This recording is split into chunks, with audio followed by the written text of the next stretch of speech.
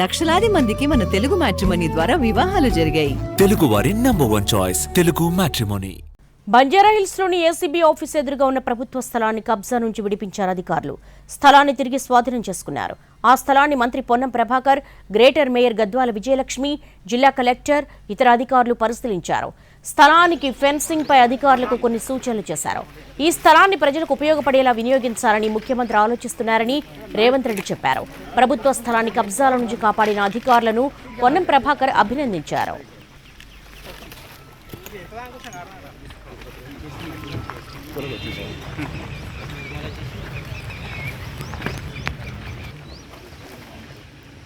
మంచి ఏసీబీ కార్యాలయం ఎదురుగా ఉన్న ఈ స్థలం